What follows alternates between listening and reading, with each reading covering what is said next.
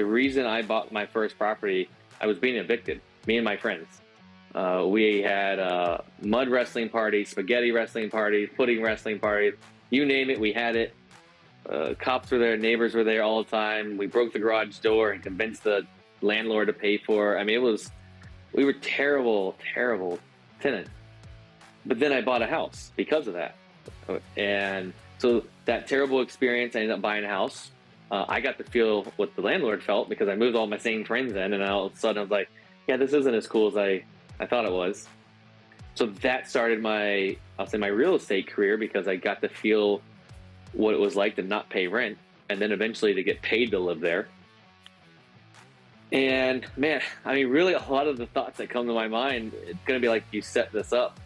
But joining that first coaching and mastermind group, that was a scary, scary thing. I honestly didn't tell anyone I was doing it, because I had a fear that if I was wrong, I wasted money and I was going to be humiliated. So I didn't tell anyone. I had some gift cards for Southwest Airlines that paid for me to get there. I didn't even stay at a hotel. I did not book a hotel room, because I was like, I am not going to pay any money, because if this is a scam, I felt like money was the meter of, I don't know. And looking back, I can't even like put it in words. It was so foolish the way I thought. But I honestly, I wasn't won over that very first one, but I had already got my wife to say she would go to the second one, because we were going to go to the Grand Canyon. It was in Arizona. We were going to extend the trip.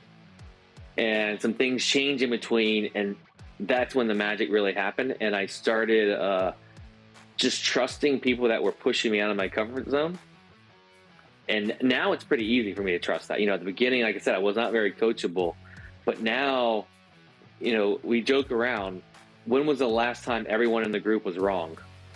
Like, if you have 10 peers that you trust are all telling you something different, I'm the one that's wrong. So I'm a lot quicker to that stuff, and I'm a lot quicker when my coach says something. I don't rebuttal back. I just take it, even if I disagree. I take it and think through it, and then I'll go. So this shirt, it currently says "My wife buys mobile homes."